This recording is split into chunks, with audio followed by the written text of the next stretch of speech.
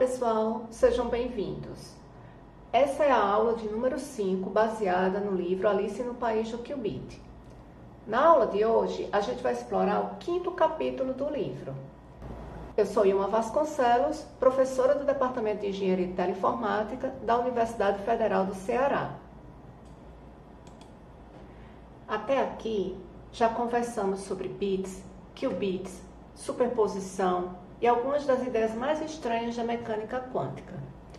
Mas ainda falta responder uma pergunta, e é uma pergunta bem importante. Como um computador realmente faz operações? Porque quando pensamos em um computador, normalmente pensamos em coisas complexas, jogos, vídeos, inteligência artificial. Mas no fundo, tudo isso surge de operações extremamente simples, realizadas bilhões de vezes por segundo. No computador clássico, essas operações são feitas usando portas lógicas. As portas lógicas são os blocos fundamentais da computação. São elas que permitem comparar números, somar informações, armazenar dados, tomar decisões, executar programas. Ou seja, praticamente tudo que um computador faz depende dessas portas. E é claro, essas portas elas trabalham apenas com zeros e uns. Toda a complexidade dos computadores modernos emerge da combinação dessas portas, dessas operações simples. Hoje vamos começar entendendo como as portas lógicas funcionam no mundo clássico. Depois veremos algo mais interessante, como é que essas ideias mudam quando entramos no mundo quântico. Então, essa aula vai marcar uma transição importante. A gente vai sair da lógica clássica e vai começar a enxergar como é que nasce a lógica quântica. Então, vamos lá? Quando usamos um computador, parece que ele realiza tarefas incrivelmente sofisticadas. E muitas vezes realiza mesmo, né? Mas existe uma ideia muito importante em computação. Operações complexas podem ser construídas a partir de operações extremamente simples. Uma porta lógica recebe bits na entrada, aplica uma regra e produz uma saída. É quase como uma pequena máquina de decisão. Então, por exemplo, a gente pode ter uma porta que verifica se duas condições são verdadeiras, uma outra porta pode inverter um valor, uma terceira porta pode decidir se pelo menos uma condição foi satisfeita e assim sucessivamente. Essas operações simples podem ser combinadas em sequências enormes. Na prática, um processador moderno contém bilhões de transistores funcionando como portas lógicas.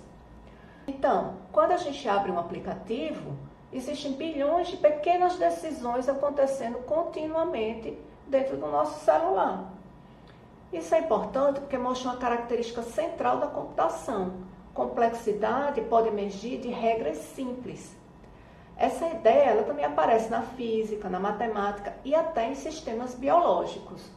Então eu trouxe aqui um exemplo para a gente, né, de uma porta lógica que a gente poderia criar. Que seria uma porta lógica que determina se dois números são iguais. Então, qual seria a regra? A regra seria, os números são iguais, a saída é igual a 1, indicando que aquilo lá é verdadeiro. Os números são diferentes, então a saída é igual a 0, indicando que é falso. Então, aqui, se a gente alimentasse a nossa porta lógica com dois números iguais, a nossa saída seria 1, indicando que aquilo é verdadeiro, os dois números são iguais. Se a gente alimenta a nossa porta lógica com dois números diferentes, a saída seria 0, indicando que aquilo lá é falso, os dois números não são iguais. Resumindo, uma porta lógica é um componente eletrônico que implementa uma regra. Agora vamos estudar a nossa primeira porta lógica, que é a porta NOT. Ela faz algo extremamente simples, inverte o valor da entrada. Se entra 0, sai 1. Se entra 1, sai 0. Esse aqui é o símbolo da porta NOT.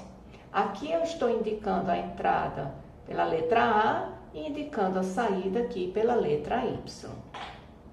Essa porta, ela é também chamada de inversora, exatamente porque ela inverte a entrada, né? Se entrar 0, sai 1, se entrar 1, sai 0. Mas antes de analisar especificamente a porta NOT, precisamos entender uma ferramenta extremamente importante da computação, que é a tabela verdade. Uma tabela verdade é uma forma organizada de mostrar todas as possibilidades de entrada e qual será a saída correspondente para cada entrada que você considerar. Ela funciona quase como um mapa completo do comportamento de uma porta lógica. Então, por exemplo, se a porta possui uma única entrada, como é o caso da porta NOT, então a gente vai ter apenas duas possibilidades para a entrada, né? A entrada igual a 0 ou a entrada igual a 1. Aí agora a gente pode construir a tabela verdade, escrevendo aqui do lado quais são os resultados para as saídas. Então, no caso da porta NOT, a nossa saída ela vai ser 1 quando a entrada for 0, porque a porta faz exatamente isso, inverte, né, que o bit de entrada, e vai ser 0 se a entrada for 1. Então, como foi dito, a tabela vai resumir completamente o comportamento da porta. Isso parece simples agora, mas tabelas verdade serão extremamente importantes quando começarmos a combinar várias portas lógicas ao mesmo tempo. Um outro ponto interessante, mesmo uma operação tão simples já permite construir sistemas mais sofisticados quando combinada com outras portas. Essa é a ideia de composição que será essencial ao longo dessa aula. A nossa próxima porta é a porta AND, que introduz uma ideia importante, que é combinar condições. A porta AND, que está aqui o seu símbolo, possui duas entradas, que eu vou indicar aqui por A e B. E a regra dela é a seguinte: a saída só será 1 quando as duas entradas forem 1 simultaneamente. Qualquer outra combinação, a saída será 0. Uma boa analogia é pensar em duas chaves controlando uma máquina. A máquina só liga se ambas chaves estiverem ativadas. Esse tipo de lógica aparece em muitos sistemas reais. Por exemplo, um elevador talvez só funcione se a porta estiver fechada e o botão estiver pressionado.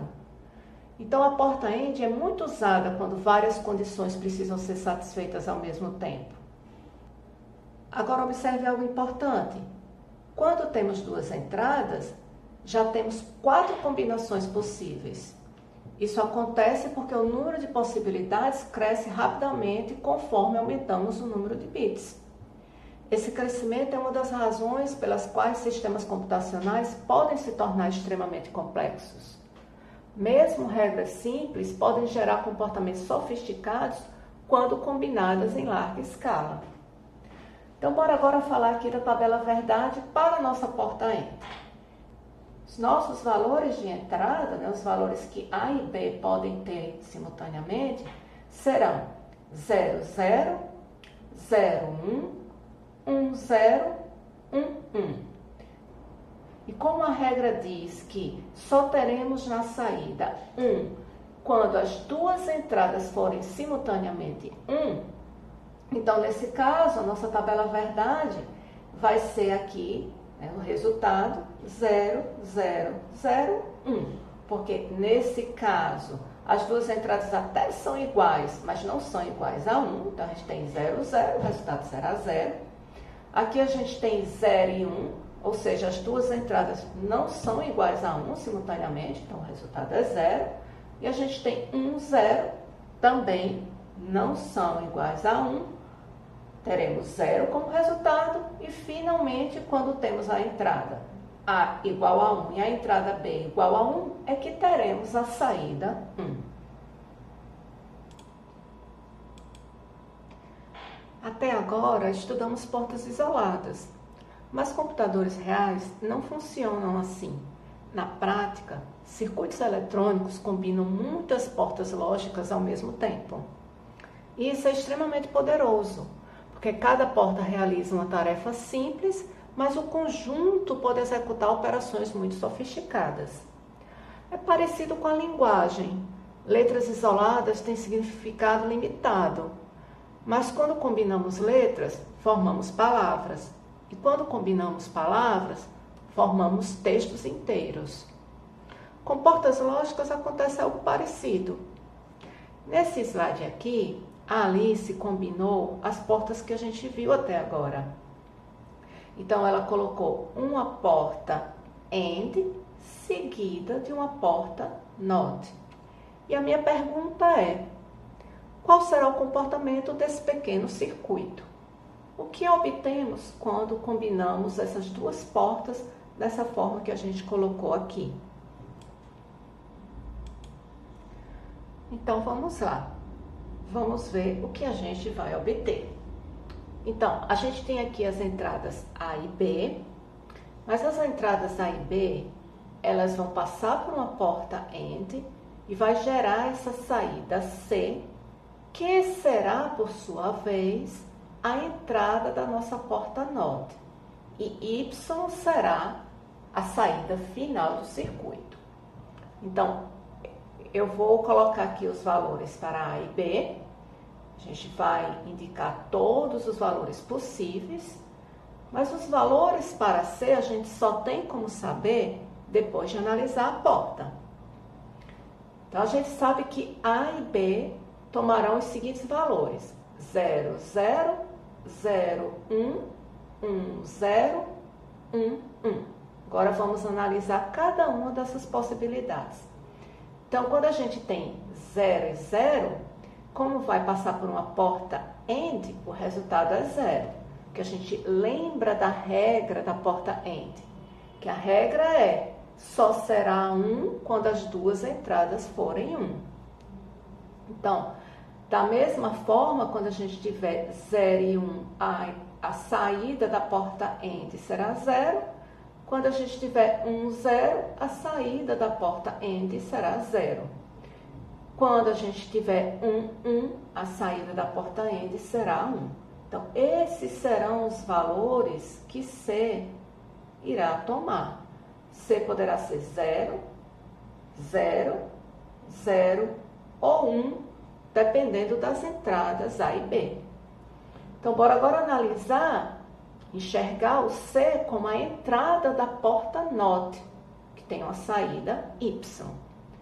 Então, quando C for 0, né, como a porta NOT inverte a entrada, a saída será 1. No outro caso, que é quando a gente tem as entradas A igual a 0, B igual a 1, C também é 0. Então, a saída final, lá em Y, será 1, que vai ser invertido. Da mesma forma, nessa terceira possibilidade, né, que é quando a gente tem 1 e 0 para A e B, C também será 0, e a saída Y será 1, porque a saída Y é o C invertido. No último caso, que quando a gente tem as entradas 1 e 1, lá em A e B, C será 1, como o Y é o resultado da porta NOT, que tem uma entrada C, esse Y será 0, porque a entrada C é 1 e a porta NOT inverte o resultado. Então, essa aqui será a tabela verdade para esta combinação de AND e NOT. Essa combinação específica tem um nome, se chama porta NAND, que tem esse símbolo aqui mostrado. E vamos para o nosso primeiro exercício. O exercício pede para construir a tabela verdade para a combinação da figura abaixo. E a combinação é essa aqui. A gente tem uma porta AND e em uma das entradas, aqui na primeira entrada da porta AND, a gente coloca uma porta NOT. Então, a gente vai ter como entrada A e B. A entrada A passa por uma porta NOT, né, cujo resultado será C, e C e B serão, então, as entradas da nossa porta AND, cujo resultado final a gente chamou aqui de Y. Então, vamos lá. Vamos construir a tabela verdade. Então, eu vou colocar aqui os valores de entrada, né, para A e B. C, ele tem que ser avaliado, né, baseado em A. Quando a gente tiver C, então B e C, né, serão as entradas da nossa porta end. Então, bora lá. No primeiro caso, em que A é 0 e B é 0, C será 1, porque C é o resultado da porta NOT em A, que é 0. Então, como a porta NOT inverte, vai inverter, o 0 vai ser 1. A saída para essa porta NOT será 1. Agora, eu já tenho as entradas para a porta end. É um 1 aqui em cima e um 0 aqui embaixo. E a gente lembra da regra da porta end. A porta end, ela dá 0 para todos os casos, com exceção do caso onde as duas entradas são 1.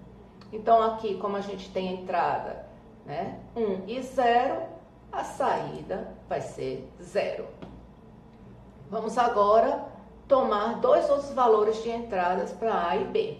Agora, eu vou considerar A igual a 0 e B igual a 1. Bom, o C será igual a 1 também, né, já que o A é 0 e o C é o resultado da porta NOT em 0, que é 1. E agora, a gente tem aqui nas entradas da porta end, C igual a 1 e B igual a 1. Então, eu tenho 1 e 1. E a porta end, quando as duas entradas são 1, o resultado é 1. Vamos agora para o terceiro caso, que é quando A é igual a 1 e B é igual a 0. Então, aqui eu tenho A igual a 1, B igual a 0. O C será 0, porque o C vai ser o resultado da porta NOT em 1, né? E a porta NOT inverte, então se eu tenho 1, o resultado será 0 na saída. E agora eu tenho aqui C igual a 0 e B igual a 0. Então, eu tenho a entrada aqui na porta end, 0, 0. E a porta end, quando as duas entradas são 0, o resultado é 0. Vamos para o último caso, que é quando a gente tem A igual a 1 e B igual a 1. Então, quando A é 1, o C vai ser 0, porque o C é o resultado da porta NOT atuando em 1, certo? Então, vai dar 0. E agora a nossa porta end tem as entradas C aqui em cima, B aqui embaixo. Então, a gente tem as entradas 0 aqui em cima, 1 aqui embaixo. É uma porta end com as entradas 0 e 1. O resultado será 0, porque a gente sabe que a porta end só resulta em 1 quando a gente tem 1 e 1 nas entradas. Então, essa é a nossa tabela verdade para o problema dado. E vamos para a nossa próxima porta, que é a porta OR, ou a porta OU. Essa porta, ela funciona de maneira diferente da AND. Na AND, todas as condições precisam ser satisfeitas. Na OR, basta uma condição ser satisfeita. Então, se pelo menos uma entrada for 1, a saída será 1. A saída só será 0 quando todas as entradas forem 0. E essa lógica aparece o tempo inteiro no nosso cotidiano. Um exemplo.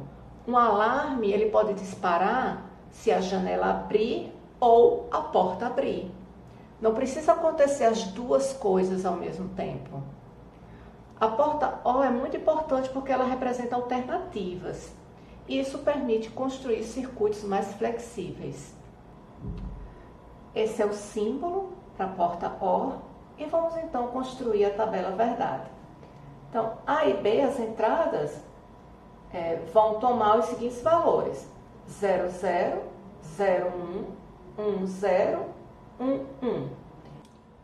E pela regra da porta, basta que uma das entradas seja 1 para a saída ser 1. Então, nosso primeiro caso será, então, o único caso onde a saída, né, o resultado, vai ser 0. Porque é quando a gente tem as duas entradas iguais a 0. Todos os outros casos, a gente tem pelo menos uma das entradas igual a 1. Né? Então, A saída será 1. E chegamos na nossa última porta lógica clássica, que é a porta Shaw. A porta Shaw é uma das portas mais interessantes da computação. O que é que ela faz? A saída dela será igual a 1 quando os bits na entrada forem diferentes. E a saída será igual a 0 quando os bits na entrada forem iguais. Esse aqui é o símbolo da nossa porta Shaw. Ela também é chamada de porta ou exclusivo. E o que ela faz, na verdade, é detectar diferenças. Isso é muito importante porque tem várias aplicações em criptografia, em verificação de erros, em operações aritméticas, na computação digital. Por exemplo, em alguns sistemas de comunicação, a Shaw ajuda a detectar se houve alteração em dados transmitidos. Essa é a tabela verdade, então, para a porta Shaw. Temos aqui os valores de entrada para A e B, 00, 01, 10, 11. E se a gente usa a regra, né, da nossa porta, a gente percebe que a gente vai ter como resultado na saída 0, 1, 1, 0. Porque neste primeiro caso, os dois bits são iguais. Quando eles são iguais, a saída é 0. Nesse último caso é a mesma coisa, os bits são iguais. E quando os bits são iguais, a saída é 0. No segundo e no terceiro casos, que estão listados aqui, que é o 0, 1 e 1, 0, as saídas serão 1, porque os bits são diferentes. E vamos agora resolver mais um exercício. A gente tem que construir a tabela verdade para essa combinação agora. Então, a combinação é, eu tenho uma porta OR, e em uma das entradas, aqui na entrada de cima, a gente tem uma porta NAND, né, que vai dar o resultado da porta NAND, vai ser C, e isso servirá como porta de entrada para essa OR.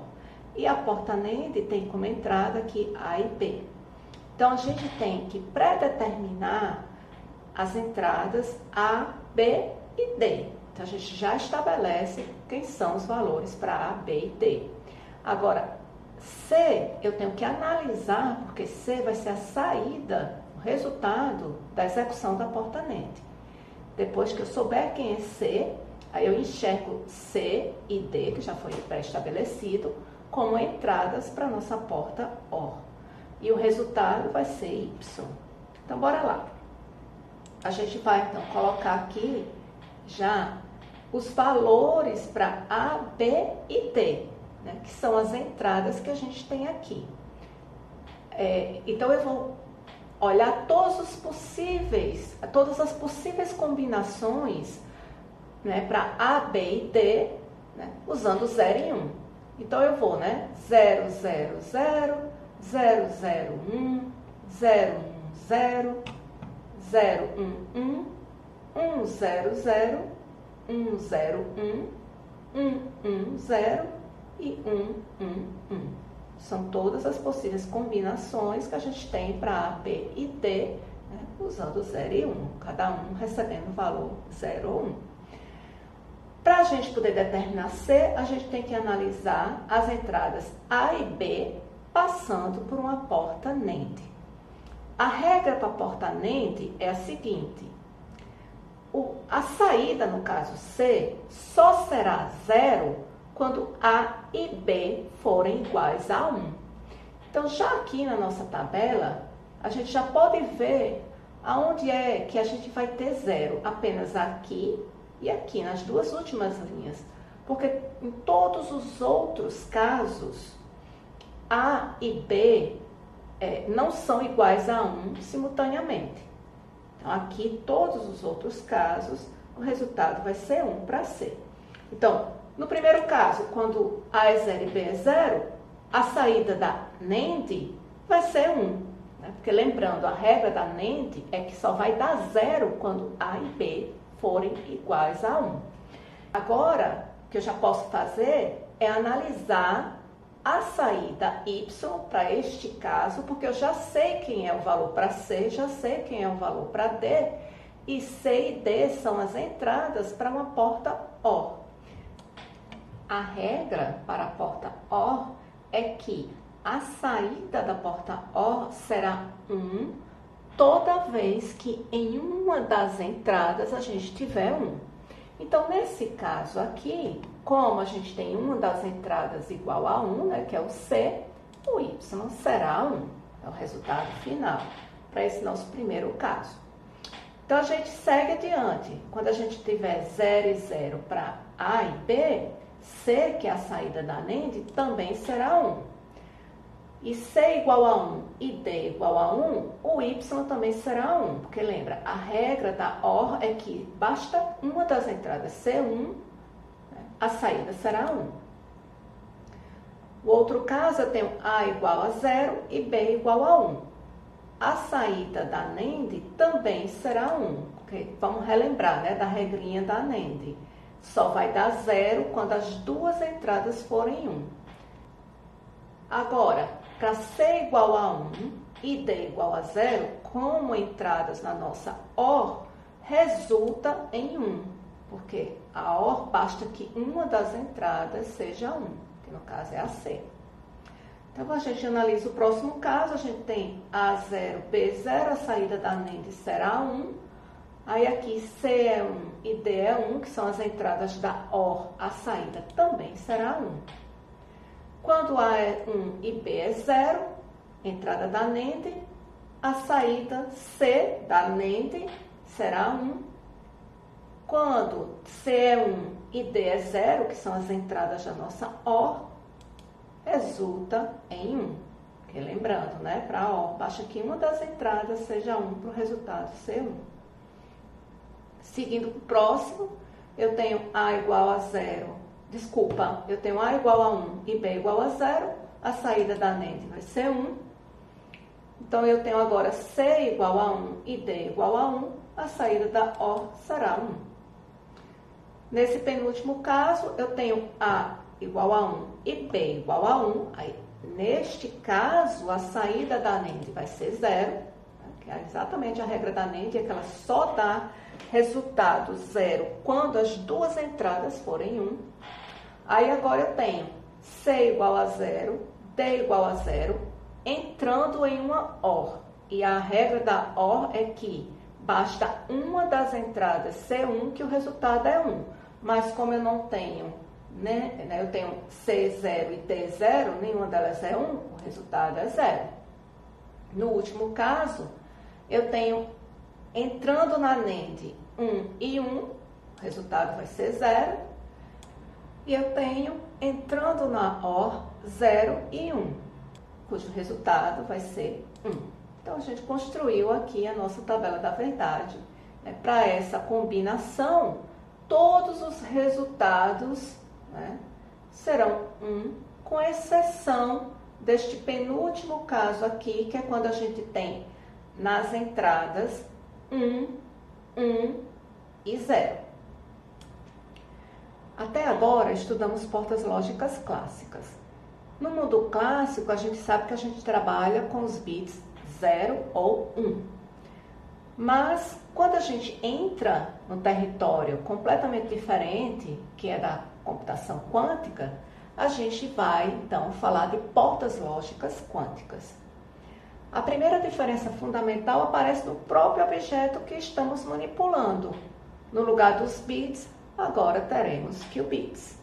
E como a gente sabe, um qubit pode estar no estado 0, no estado 1 ou em uma superposição dos dois estados.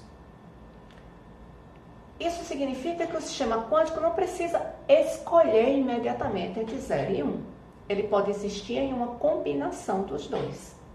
Isso muda completamente o tipo de computação que a gente pode realizar. Uma outra diferença é que as portas quânticas, elas são reversíveis. E o que é que a gente quer dizer com isso? No mundo clássico, muitas operações destroem informação. Vamos usar aqui a porta AND como exemplo. Olha a tabela da verdade da porta AND. Então, a gente tem 1 apenas quando as duas entradas forem 1 e 0 em todos os outros casos. Agora, imagine que alguém mostra para você apenas a saída e o resultado é 0. A gente tem como descobrir quais foram as entradas? Não. Por quê? As entradas poderiam ter sido 0, 0, poderia ter sido 0, 1 ou poderia ter sido 1, 0. Vários estados diferentes levando ao mesmo resultado. Então, a informação sobre o estado inicial foi parcialmente perdida. Por isso que a gente diz que a operação ela não é reversível, porque não existe um caminho único para voltar ao estado original. Mas na mecânica quântica, isso não pode acontecer. A evolução de um sistema quântico precisa preservar a informação. Por isso, as portas quânticas devem ser reversíveis. Se conhecemos o estado final, em princípio, conseguimos recuperar o estado inicial. Então, as portas quânticas não são apenas versões mais sofisticadas das portas clássicas. Elas obedecem regras físicas completamente diferentes. A primeira porta lógica quântica que a gente vai estudar é a porta X, que também é conhecida como porta NOT quântica. O que é que essa porta faz? Ela pega o estado 0 e transforma em um estado 1. E pega o estado 1 e transforma no estado 0. Ou seja, ela troca os estados. Isso parece bem familiar, não parece? Porque é exatamente o que a porta NOT clássica faz. Então, a porta X, assim como a porta NOT clássica, inverte a entrada. Agora tem uma diferençazinha básica. É que as portas lógicas quânticas atuam em 0 e 1, mas também pode atuar numa superposição de 0 e 1.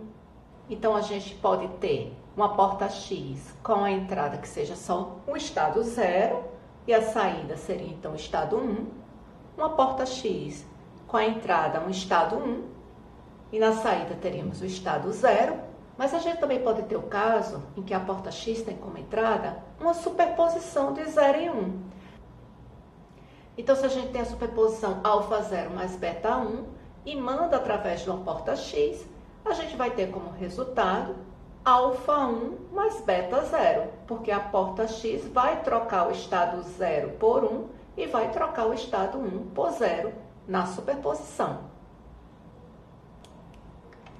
Você deve estar lembrado da aula passada que a gente fez a representação matricial dos nossos estados, dos nossos qubits. Então, a gente escreveu o 0, o estado 0, né, como um vetor coluna, uma matriz coluna, 1, 0, e a gente escreveu o estado 1 como um vetor coluna, uma matriz coluna, 0, 1. Pois bem, a gente também tem representação matricial para as nossas portas lógicas. No caso da porta X, a representação matricial dela é uma matriz 2 por 2, que é dada por isso aqui. Então, é 0, 1, 1, 0. Aqui a gente vai usar multiplicação de matrizes. Se você não lembra direito como é que faz a multiplicação de uma matriz por outra, eu sugiro que você dê uma olhada no último capítulo do livro, que é um capítulo que tem uma revisão, né, da álgebra matricial.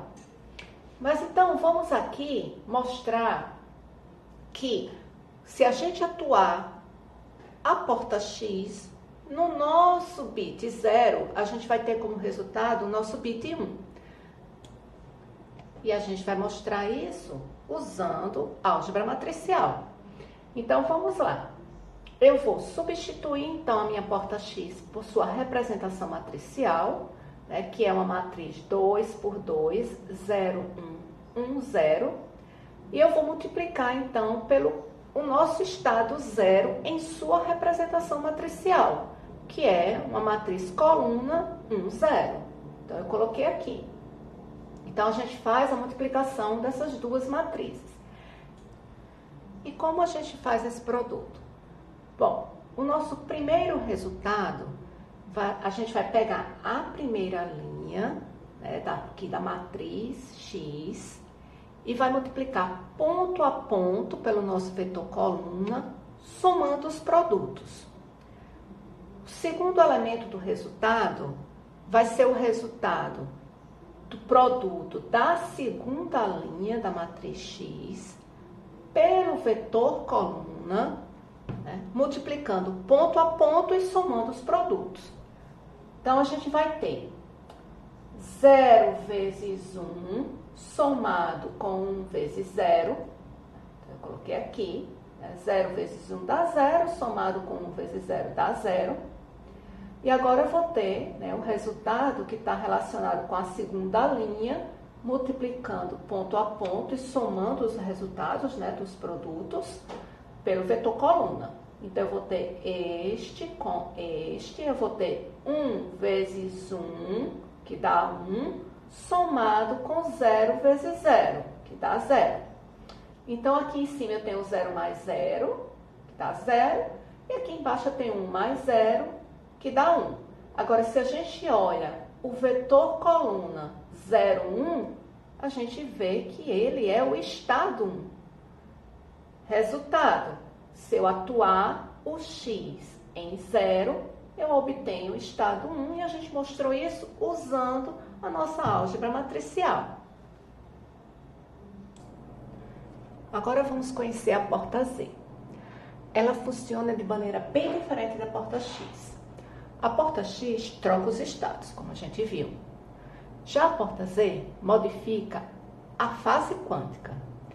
Ela deixa o estado 0 inalterado, mas inverte o sinal do estado 1.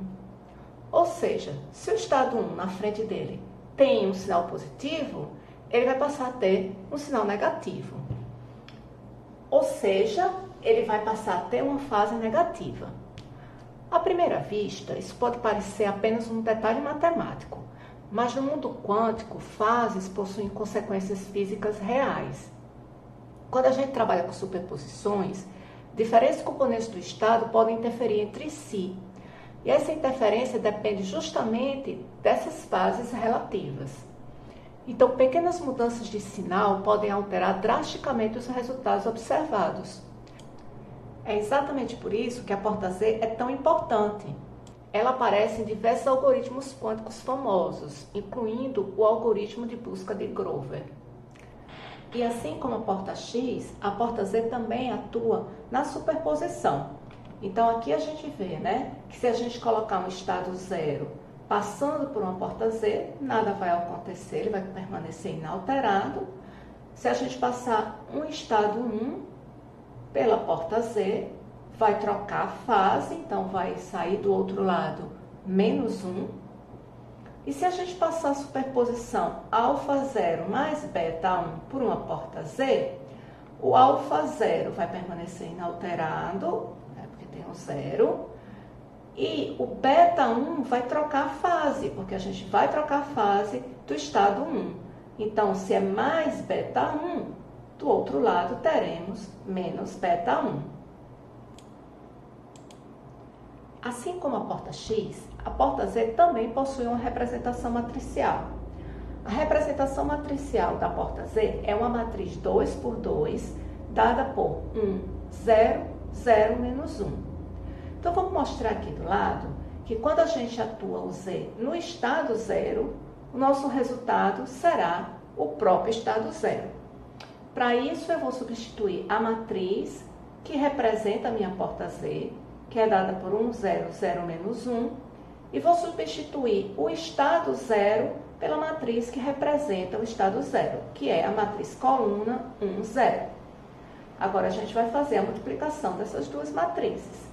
Então, primeiro eu vou considerar essa linha, né, com a coluna da outra matriz, em seguida essa linha e a coluna da outra matriz. Então, aqui no primeiro caso, eu vou ter 1 vezes 1 somado com 0 vezes 0. Então, 1 vezes 1 dá 1, somado com 0 vezes 0, que dá 0.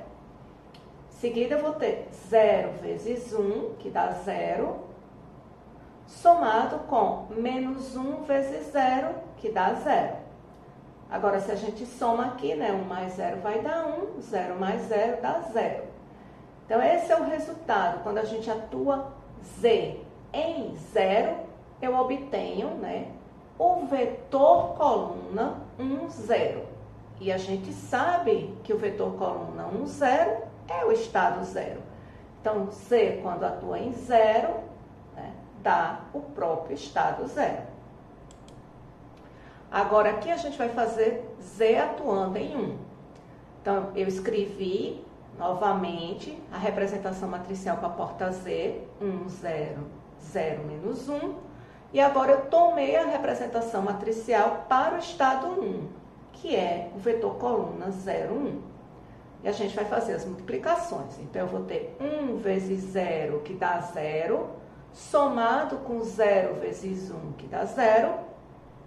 Vou ter 0 vezes 0, que dá 0, somado com menos 1 vezes 1, que dá menos 1.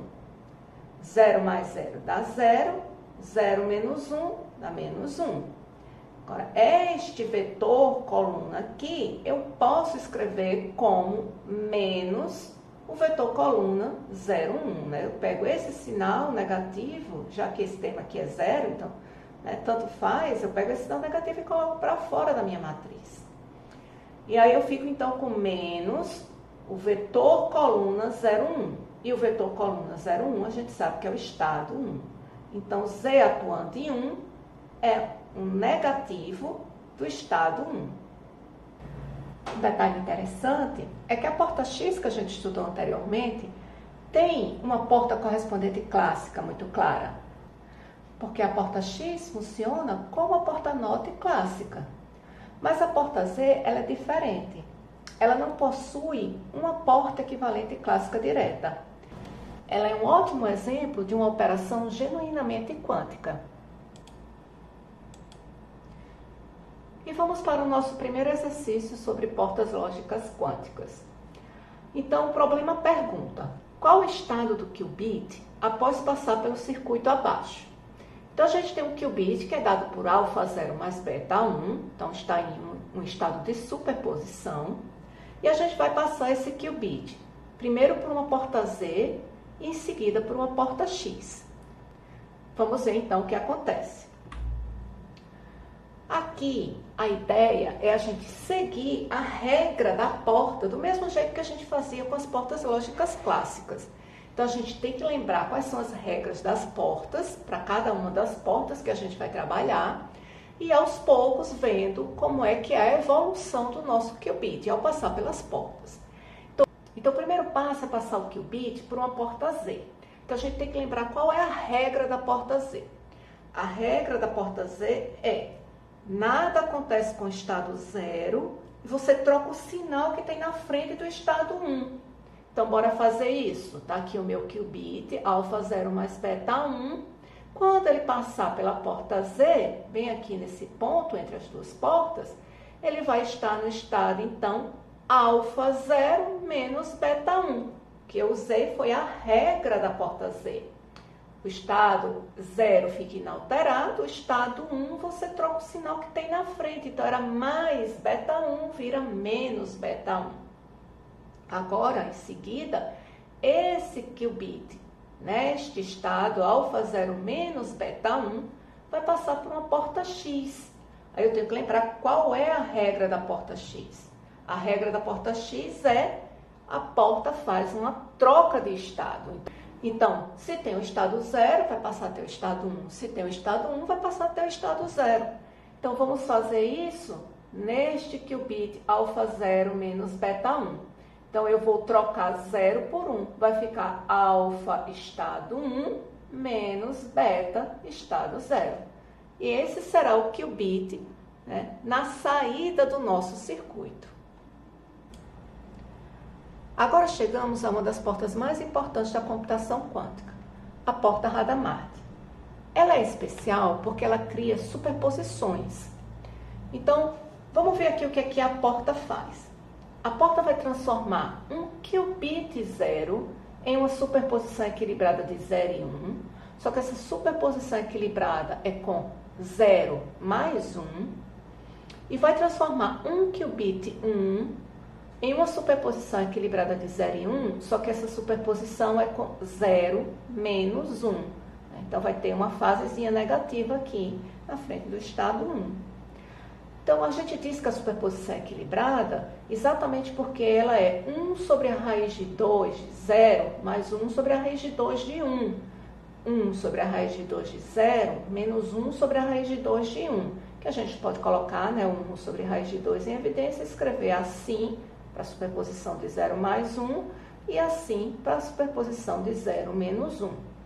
Então, é dita equilibrada exatamente porque você tem 50% de chance de, ao medir, obter 0 e 50% de chance de, ao medir, obter 1. Porque a gente sabe, né, que a probabilidade da medida está relacionada com o quadrado desse número que vem multiplicando na frente do nosso estado. Então, 1 sobre a raiz de 2 ao quadrado vai dar meio. Meio é 50%, então 50% de chance de medir 0, 50% de chance de medir 1. Essa superposição que vai com a soma dos estados, a gente define como um estado mais. E essa superposição que vai com 0 menos 1, a gente define como um estado menos. É só uma nomenclatura. E a porta Hadamard é, então, uma outra porta que não tem uma porta clássica correspondente, assim como a porta Z. A representação matricial para a porta Hadamard é dado por 1 sobre raiz de 2, que multiplica a matriz 1, 1, 1 menos 1.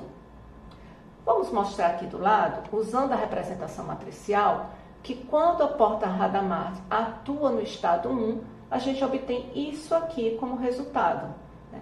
Que foi o que a gente falou aqui no slide anterior. Então, vamos mostrar usando a representação matricial.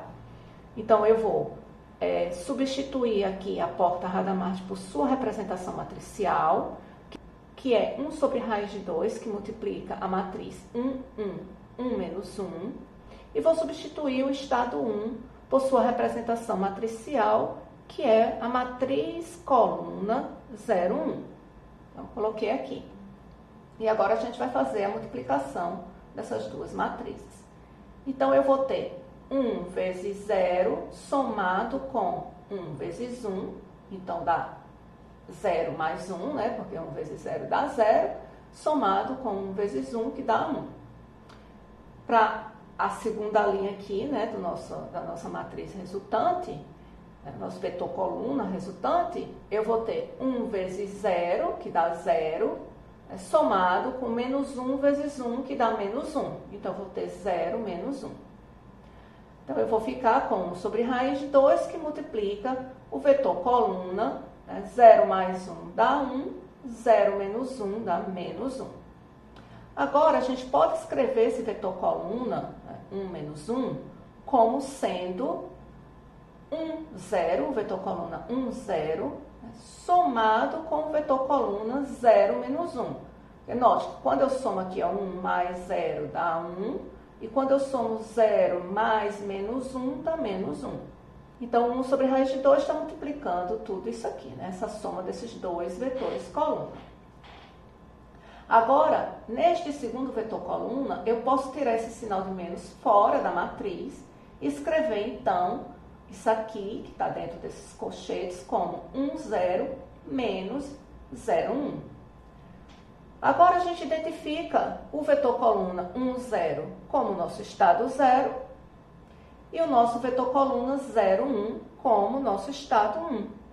Então, eu vou ter 1 sobre raiz de 2, que multiplica estado 0 menos estado 1, como a gente queria mostrar. Então, temos mais um exercício, usando portas lógicas quânticas. A pergunta é a mesma, né? A gente quer saber qual é o estado do qubit após passar pelo circuito dado. E o circuito agora é uma porta Hadamard seguida de uma porta Z. E o nosso circuito é alimentado por um estado 0, por um qubit que está no estado 0. Então, a ideia é sempre a mesma. Lembrar das regras de cada porta e usando pouco a pouco.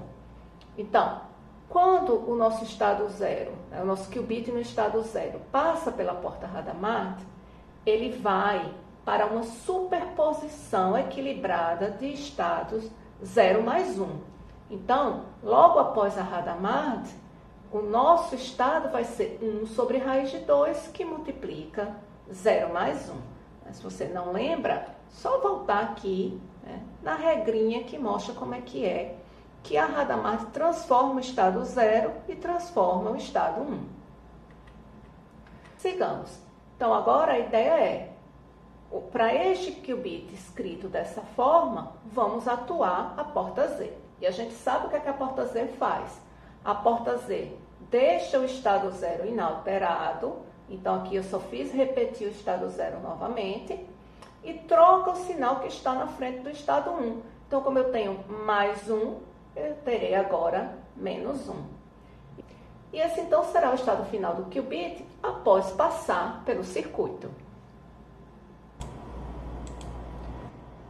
E chegamos na porta CNOT, a última porta lógica quântica que a gente vai estudar na nossa aula. A porta CNOT é uma porta de 2 qubits. Um qubit a gente vai chamar de controle e o outro qubit a gente vai chamar de alvo. E o que é que a porta CNOT faz? Ela inverte o qubit alvo toda a vida que o qubit de controle for 1. Se o qubit de controle for 0, nada acontece. Esse aqui é o símbolo da porta CNOT. A gente sempre lê a bolinha fechada como sendo o controle e esse símbolo aqui embaixo como sendo o alvo.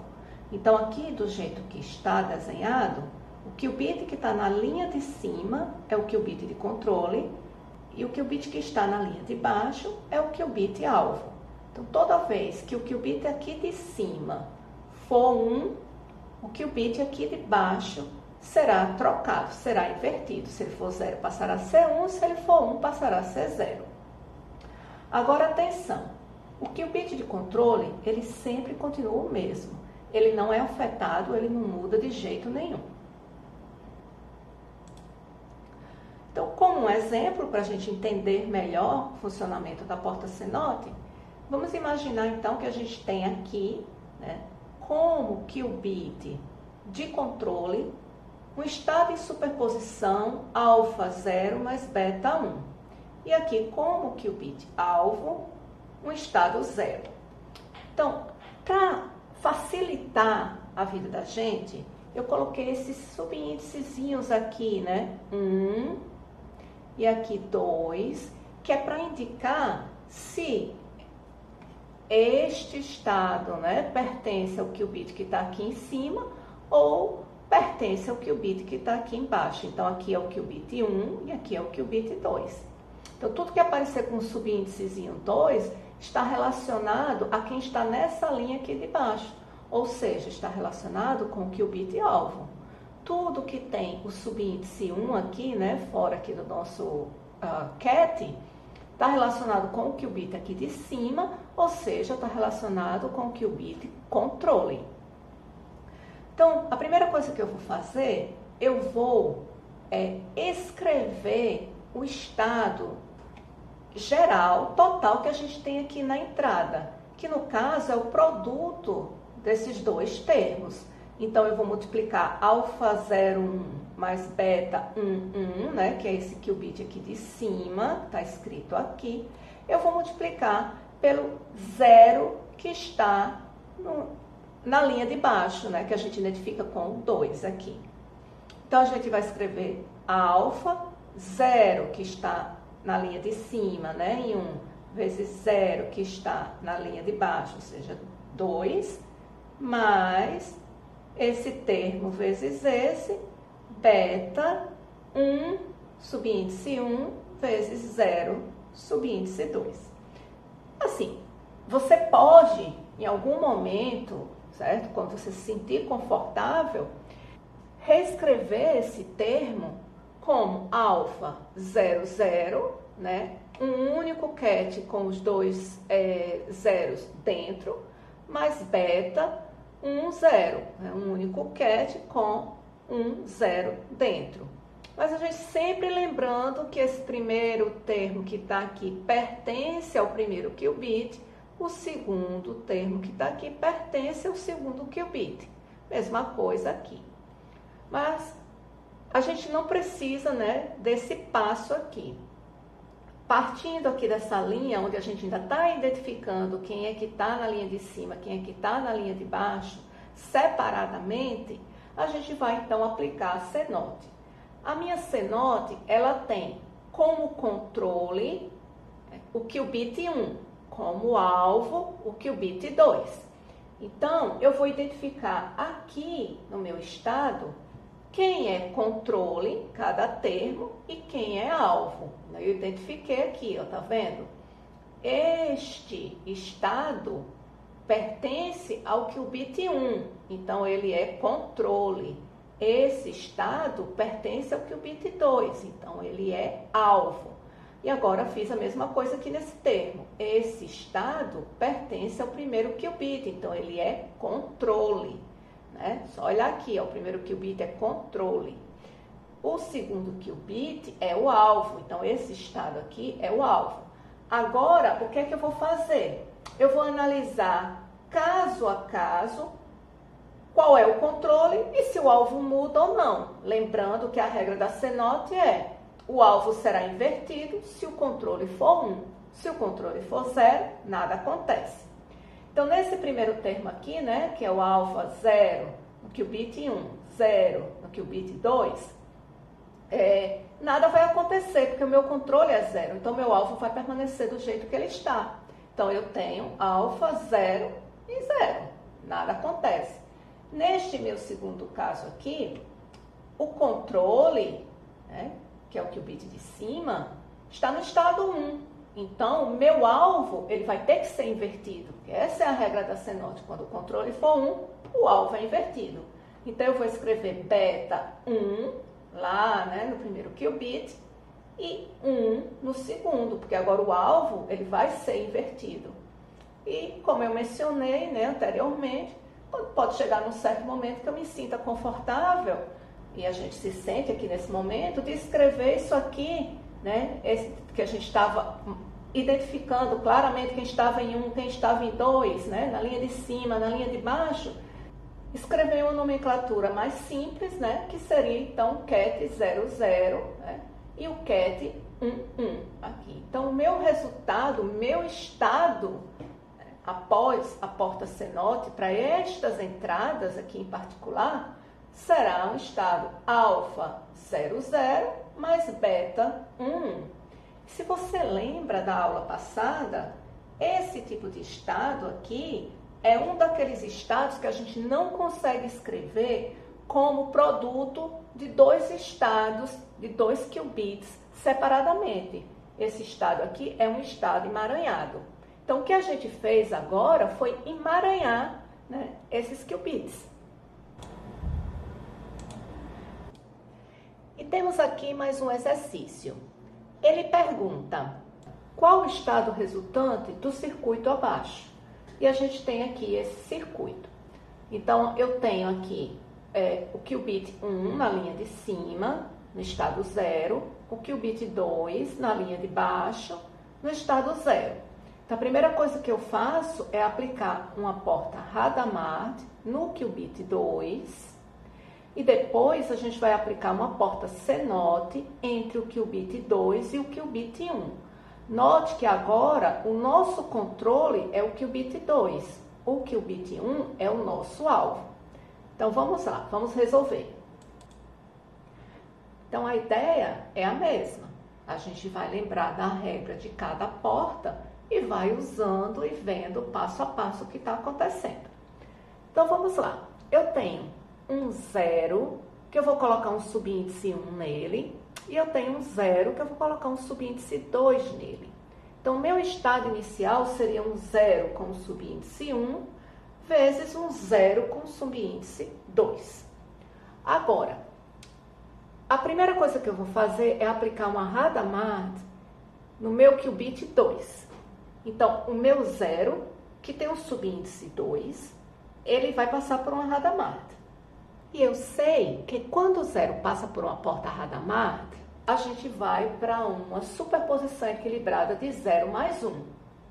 Então, nesse meu qubit 2, que tem o subíndice 2, o meu zero, ele vai para 1 sobre raiz de 2 de 0, mais 1 sobre raiz de 2 de 1, que é uma superposição equilibrada, né, de 0 mais 1, ok? Então, o meu estado bem aqui, logo depois da Hadamard, seria o produto de 0, que tem o subíndice 1, porque está lá na linha de cima, vezes isso aqui que está em parênteses. Agora eu vou fazer a multiplicação termo a termo. Então, esse vezes esse, mais esse vezes esse. Então, eu vou ficar com 1 sobre raiz de 2, 0, subíndice 1, 0, subíndice 2, mais 1 sobre raiz de 2, 0, subíndice 1, vezes 1, subíndice 2, que é o nosso último termo aqui. Agora, a gente tem que fazer a senote entre o qubit 2 e o qubit 1. O nosso qubit 2 agora é o controle, o qubit 1 é o alvo. Então, a primeira coisa que eu vou fazer é, no estado onde eu vou aplicar a minha senote, eu vou identificar quem é controle e quem é alvo, que é para facilitar a análise. Então, eu tenho aqui subíndice 2, qubit 2, controle. Eu identifico tanto aqui nesse termo, quanto nesse termo aqui. Então, o meu controle está aqui e aqui. E o nosso alvo é o qubit 1. Então, nesse termo, o nosso alvo é esse estado, que tem subíndice 1. E nesse termo, o nosso alvo é esse estado aqui, que também tem subíndice 1. Agora, eu vou lembrar da regra da senote. A regra da senote diz, observe o controle. Se ele for 0, nada acontece. Se ele for 1, inverta o alvo. Então, nesse nosso primeiro termo, nada vai acontecer, porque o controle é 0. Então, eu apenas repetir o termo, tá aqui, 1 sobre raiz de 2, 0, né? Subíndice 1, 0, subíndice 2. No nosso segundo termo aqui, o controle é 1. Então, eu tenho que inverter o alvo. Então, o nosso alvo é 0, ele tem que virar agora 1. Então, eu escrevi mais 1 sobre raiz de 2, 1 subíndice 1, 1 subíndice 2. Né? O controle, nada acontece com ele, só fiz repetir o controle. Agora, o alvo ele tem que ser invertido. Então, o 0 virou 1. E aí, a gente pode escrever, né, na nossa notação mais compacta, 1 sobre raiz de 2, né, o ket 0, 0, mais o ket 1, né, 1 sobre raiz de 2, multiplicando essa soma desses dois ket. Esse estado, né, que é um estado emaranhado, ele é o estado resultante desse nosso circuito. E chegamos no último exercício da nossa aula de hoje. Mais uma vez, a gente quer saber qual é o estado resultante desse circuito. O circuito tem 3 qubits. A gente vai fazer uma Hadamard no primeiro qubit, uma senote entre o primeiro qubit e o segundo, e depois uma senote entre o primeiro qubit e o terceiro. Na entrada do nosso circuito, todos os qubits entram com estado 0. Então, bora lá. Eu escrevi aqui o estado que a gente vai ter logo após a porta Hadamard. Vai ser um estado que eu vou usar o subíndice 1 para identificar, que é resultado de passar um estado 0 por uma Hadamard, que eu escrevi aqui, e a gente sabe que nesse caso vai ser uma superposição equilibrada de 0 e 1, né? 0 mais 1, ok? Um qubit no estado 0 com subíndice 2, para identificar, né, quem está aqui na segunda linha, e um qubit com subíndice 3, que é para identificar também no estado 0, que é para identificar o qubit que está aqui na nossa terceira linha. Aí a gente vai fazer aquela multiplicação, né? Esse termo vezes esse aqui, que dá 1 sobre raiz de 2, 0, 0, 0, né? Todas as três linhas com 0, né? Com ket 0, mais 1 sobre raiz de 2, 1, que multiplica esse outro termo aqui, então dá 1 sobre raiz de 2, 1, 0, 0. Então, quando a gente tem 1, 0 e 0, né, nas linhas de entrada lá do nosso circuito. Então, a gente vai ter esse estado aqui, né, de superposição, e a gente vai agora fazer uma C-note entre o primeiro e o segundo qubit. O primeiro qubit como controle e o segundo qubit como alvo. Então, eu escrevi aqui C-note com subíndice 1 para identificar que essa primeira C-note aqui. Então, a gente vai fazer a primeira C-note nesse estado que a gente acabou de escrever. Então, para isso, a gente precisa identificar quem é o controle e quem é o alvo.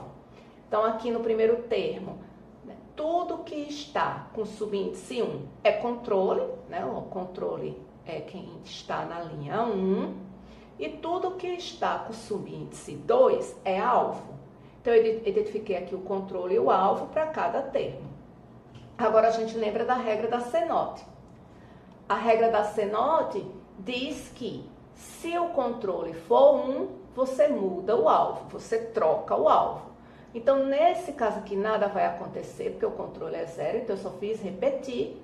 Mas nesse caso aqui, como o controle é 1, esse alvo aqui, que é quem está na linha 2, vai ter que ser invertido. E eu inverti. Então, o 0 passou a ser 1.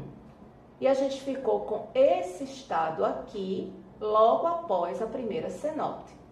Agora, a gente vai realizar a segunda C-note, né? Eu usei o índicezinho 2 aqui para dizer que né? A gente vai fazer a segunda C-note e a gente vai realizar a segunda C-note nesse estado que a gente tem, né, antes dela. A primeira coisa que eu tenho que fazer é, mais uma vez, identificar quem é o controle e quem é o alvo em cada termo. Então, o controle é o qubit 1 e o alvo é o qubit 3. Então, eu vou identificar o 1 como controle e o 3 como alvo. O 1 como controle e o 3 como alvo. E agora eu faço a C-note. Esse primeiro termo nada vai acontecer, porque o controle é 0, então tudo permanece igual. Mas nesse segundo caso aqui, o alvo vai ter que ser invertido, porque o controle é 1 e a gente faz a inversão do alvo. Como o alvo é 0, passou a ser 1. Está escrito aqui. Então, a gente pode reescrever na nomenclatura, né, mais compacta esse estado aqui como um QET 0, 0, 0 dentro e esse estado aqui, um QET com 1, 1, 1 dentro. Colocando 1 sobre raiz de 2 em evidência, a gente reescreve o estado dessa forma. Note que a gente não consegue escrever esse estado aqui como produto de 3 qubits separadamente. Então, esse estado, o estado aqui da saída do nosso circuito, é um estado emaranhado. Bom, gente, e é isso. Chegamos ao final da nossa quinta aula e eu espero vê-los em breve.